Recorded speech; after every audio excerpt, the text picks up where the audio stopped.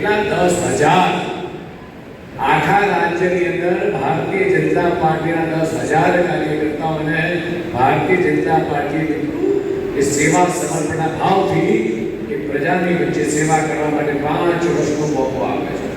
કોંગ્રેસ પાસે આજે આખા રાજ્યમાં પૂરતા ઉમેદવારો નથી કે અન્ય બીજા પાર્ટીઓ પાસે આટલા ઉમેદવારો 10,000 ઉમેદવાર નથી. 700 જેટલા ઉમેદવારો મિત્રો બે હજાર 700 જેટલા ઉમેદવારો 26 તારીખની વાત છે, વિજયની વાત છે. પહેલા ભારતીય જનતા પાર્ટીના ઇતિહાસમાં પહેલી વખત ગુજરાતના ઇતિહાસમાં 700 જેટલા ઉમેદવારો વિનંતી ચૂક્યા છે. કોંગ્રેસ દરેક વખતે કોંગ્રેસનો વિકાસ દેખાય નહીં. કોંગ્રેસ માત્ર જૂઠાણા ફેલાવે, માત્ર જૂઠા વાયદાઓ કરે, માત્ર ભ્રષ્ટાચાર કરે અને ગુજરાત હોય કે ગુજરાતીઓને માત્ર બદનામ કરવાનું કામ કરે.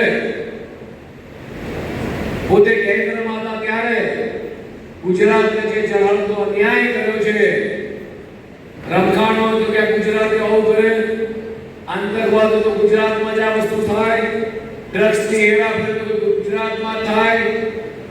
પણ આ બધું કરે છે કોણ? તમે ક્યારેય એમને દોષ આપતા નથી. ડ્રગ્સ કોણ વેચે છે, આતંકવાદ કોણ ફેલાવે છે, ધમાલ કોણ કરે છે, કરફ્યુ કોણ કરે છે, આના માટે જવાબદાર માત્ર આપણે એકલા જ.